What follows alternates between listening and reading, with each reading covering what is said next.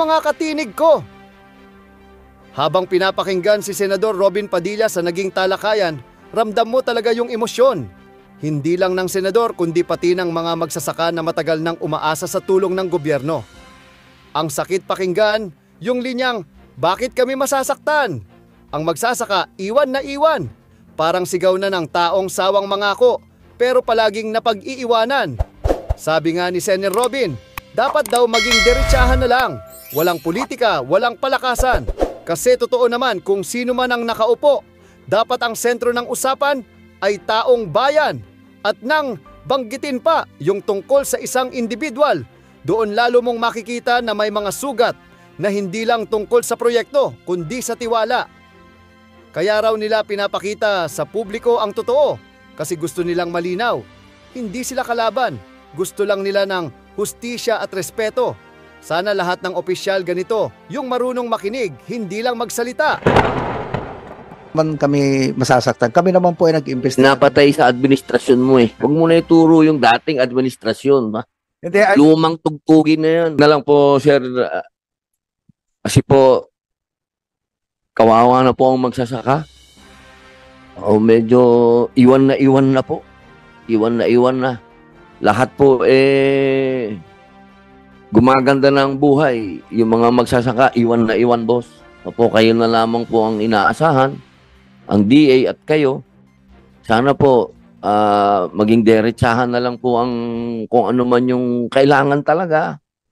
Huwag na po nating intindihin kung sino yung nakaupo, kung sino. Sa amin naman po, wala nang politika eh.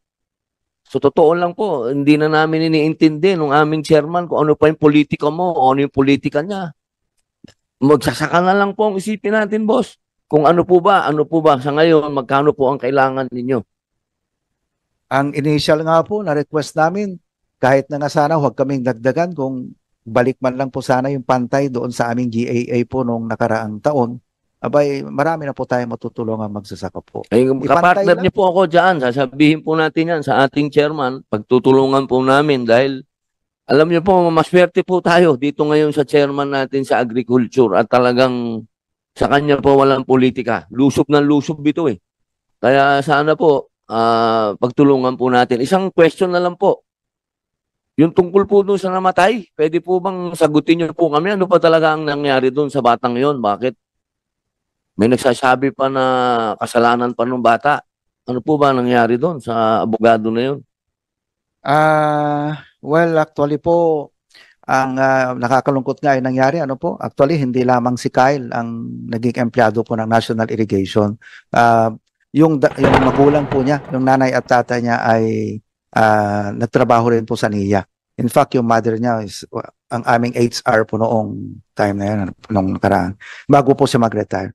Ang NIA po ay mariin po kinokondena yung nangyari kay Kyle, ano po, at nakakalungkot lamang po na kami yung naituturo. But ang totoo po niya, nung tinignan ko nga ho yung post ni Kyle sa kanyang Facebook, yung kanyang mga binabatikos, ano po, ay doon yung aming print po namin May isang dangkal yung binabatikos niya na iba't ibang ahensya. Sa NIA, may mga lambing lang naman po siya ng mga pinatignan ng mga project, which kami naman po ay aming binalidate. Ano po? Ibig niyo pong sabihin, hindi lang po yung corruption daw sa inyo. Daw po wala po akong sinasabing meron.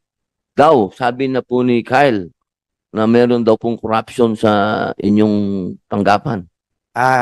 Hindi po kami. In fact, yung kanyang mga issues, meron na po kaming press release sa agency. Makikita nyo sa aming Facebook account. Pinapakita nga po namin yung comparison po doon sa aming Facebook account nung pinost ni Kyle at saka yung totoo po na sitwasyon ng project. At in fact po yung project pala na tinutukoy ni Kyle ay hindi po sa ating administration yon, Mr. Senator. Noon pang nakaraang administrasyon po. Naayos na po ba yun? Maayos naman po. Kung sabi po nila meron. Sorry, meron kayong sinumiti na pwede nyo bang ipakita? Pwede bang ipakita yung ating report? May composite report po kasi sa maging. Pwede nyo bang ipakita rito para may record tayo? Habang hinihintay, wait lang po ha. Natanggap ko yung report, no? Pero magandang maipaliwanag kay Senator Padilla ito. Actually po, Mr. Senator, yung isang project po doon na kinocomplain ni Kyle was yung 40 million, 2020 po siya na ipabid at 2021 po natapos. Sa anong lugar po yon? Parang sa Maging- Barm yata yun eh. Maging Lanao del Sur po. Opo. Pwede po makita ba? Akala ko may picture po yan. Meron po, baka pwede natin i-share.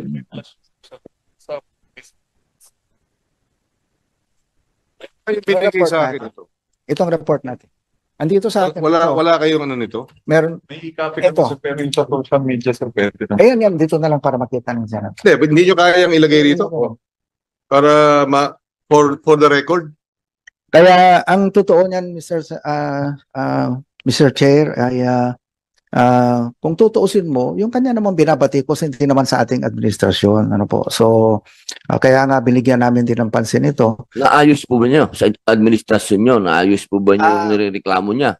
Meron pong na-damage lang noong 2023 po kasi. O administrasyon niyo na yun? Yes, sir. Naayos po ba niyo? Ang 2024 na po namin naayos kasi wala po kaming QRF fund ng 2023.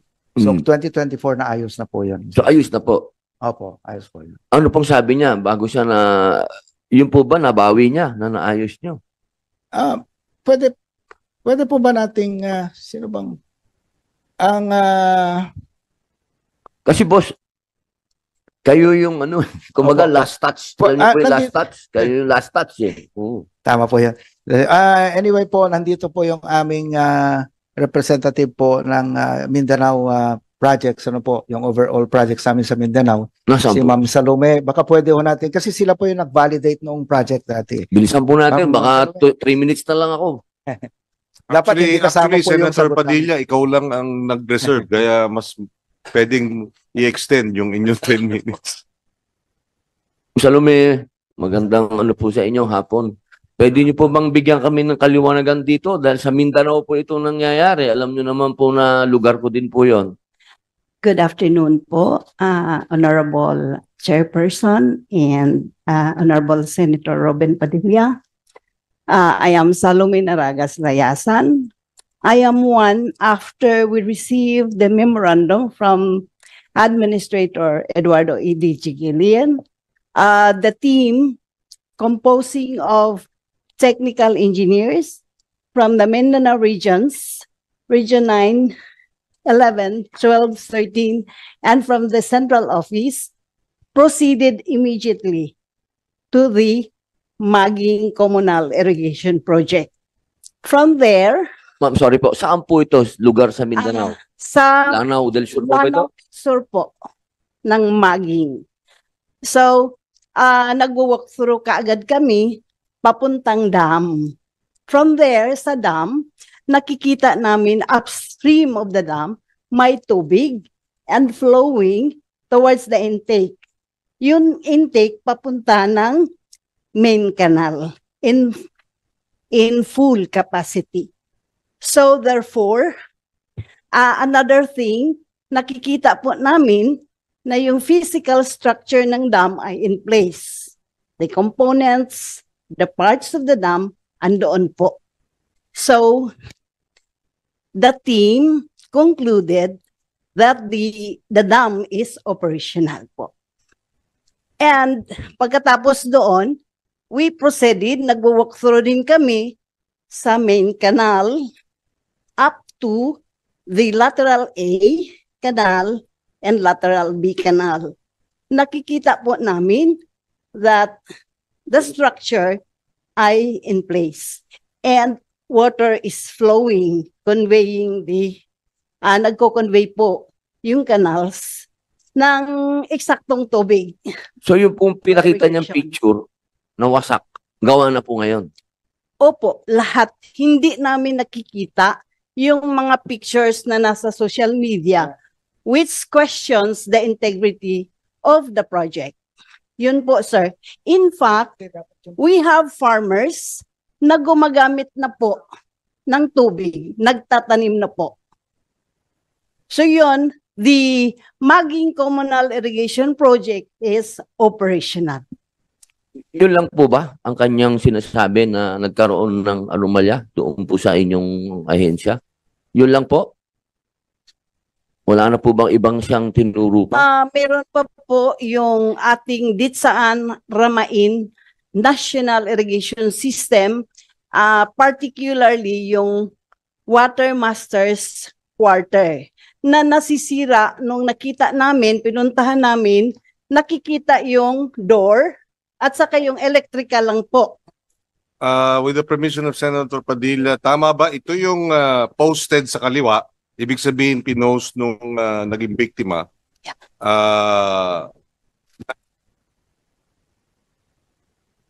Itong sa kanan, yan ang as of October 13, 2025. Tama ba? So, ang sinasabi nyo rito, outdated yung kanyang mga in-upload na photo. Outdated. Ibig sabihin, luma. Ayan, ito yung pinicture niya sa kaliwa. Tama? At base doon sa in-encircle nyo, yun yung puno, naroon yung tower sa kaliwa. Ngayon, andito yung puno, andito yung tower sa kanan, at yan na yung kanal. So ito hindi tapos, yan tapos. Ganun. Yes, go ahead.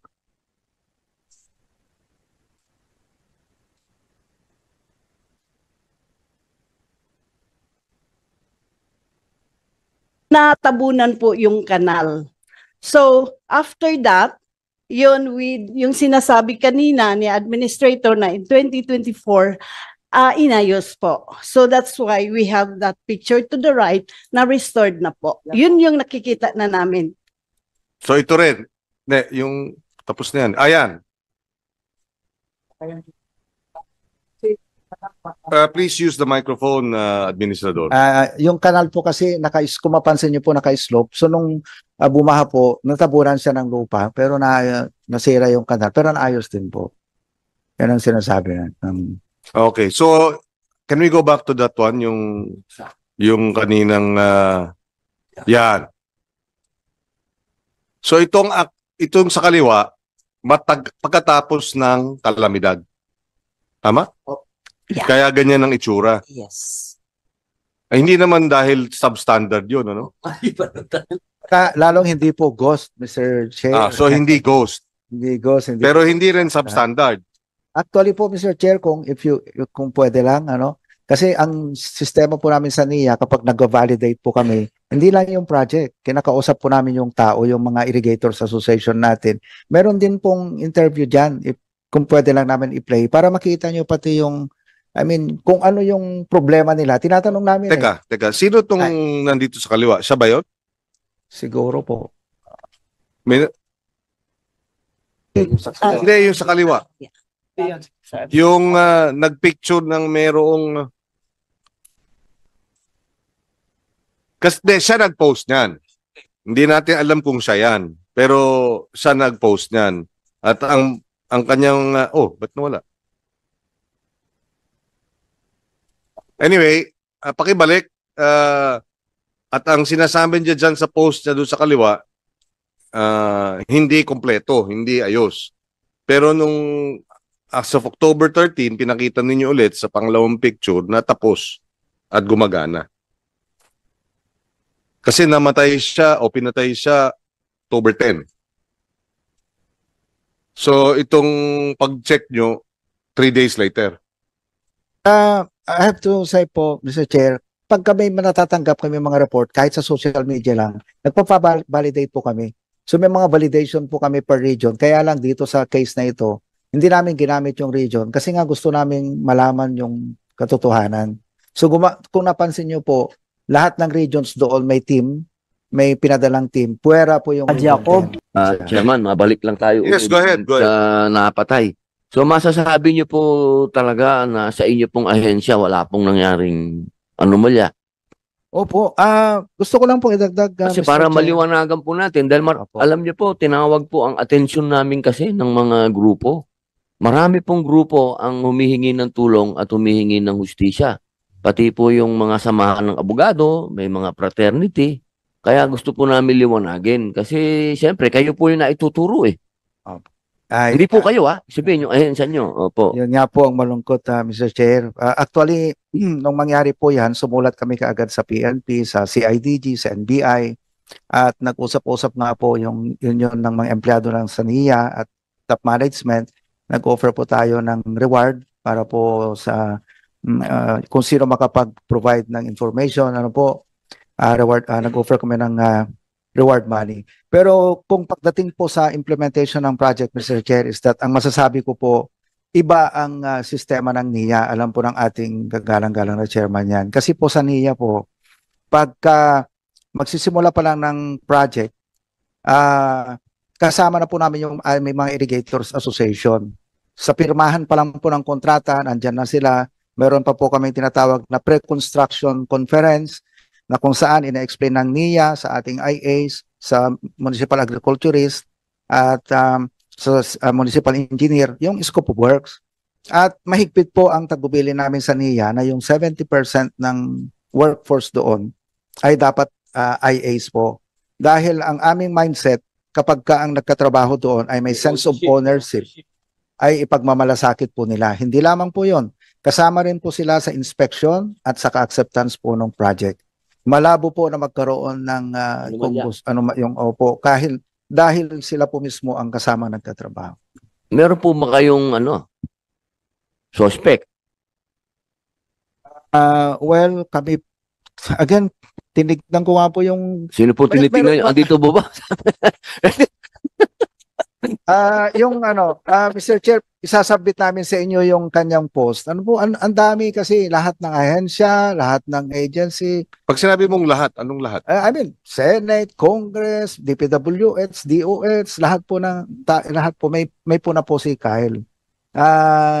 Kaya po nalulungkot kami at kami nga po yung ituturo. Although tumutulong naman po kami at lahat naman po ng kooperasyon sa PNP at saka sa NBI binibigay naman natin para ma-resolve din po yung kaso.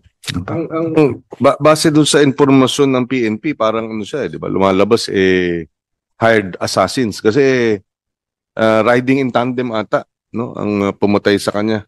Yung incident report sa Cagayan de Oro, no? So, well, kung ganun nga, di ibig sabihin merong nasa likod na talagang tiniyak na yun. No? May nagbayad para gawin ito. In other words, meron talaga siyang kabangga. No? Kaya nga yun ang tinatanong natin. At isa sa mga news reports, yun na nga, corruption sa NIA ang posibleng anggulo. No? Kaya nga nais nating ma-clarify ito. Mr. Chair, gusto ko pong ulitin, na yung kanyang tinutukoy ng mga projects ay projects ng previous administration. Sila ang nagpundo, sila ang nagpabid, natapos nga sa previous administration, kaya nga, bakit naman kami masasaktan? Kami naman po ay nag-imbestiga. Napatay sa administrasyon mo eh. Huwag mo na ituro yung dating administrasyon, ba? Hindi, Lumang tugtugin na yan. what we mean, sir, is that Sino ba yung taga Mindanao na mo dito? Region 10. Region diba? 10. What is your name, sir? Hello po, Mr. Chair. Larry Pranada po. Sir, ano ba ang balita dyan? Wala ka bang naaamoy dun? Sa ngayon po, under investigation po. First na nag-imbestiga sa amin. Pero kilala mo siya, di ba? Sigurado. Yes po, sir. Anong pagkakakilala mo naman kay Sir? Siya po ang aming Investigator, parang gano'n, di ba? legal researcher po. O researcher. So, Yes. magaling mag-research yun. Di ba, Sir? Researcher, pambihira naman. Researcher nga eh. Pero under po siya sa legal team po namin. Pero researcher. Yes po. Hindi siya abogado, researcher. Yes po. Hindi po siya abogado. Mm. Law graduate. Law graduate. Okay, Yes. go ahead. Mr. Chair, Mr. Chair, if I may. Ito po yung post niya. Ito, hindi ho niya ito. Lahat Pwede po yan- i-turn over sa amin yan para at least on Hindi po may niya record yan kami. lahat po ng ito opo, boss. Yan ang sinasabi po namin. Hindi naman kami ang talagang ano po. So, kilala mo siya, Sir? Yes May po mga po, sir. kaaway ba siya talaga? May mga kaaway ba siya? Hindi ko po masabi po yun, sir. Pero magkaibigan ba kayo? Oo, lahat naman ng mga empleyado sa Region 10, kaibigan ko po. Wala po ba siyang nakukwento sa inyo? Na Sa may akin- kaaway siya, meron siya. At dyan nagtatapos ang usapan natin ngayon. Kung may gusto kang idagdag o reaksyon, i-comment mo lang sa baba. Boses mo'y mahalaga. Huwag kalimutang i-like, share, at subscribe para sama-sama nating palakasin ang tinig ng bayan. Hanggang sa susunod, tandaan, ang may alam, may laban! Awesome!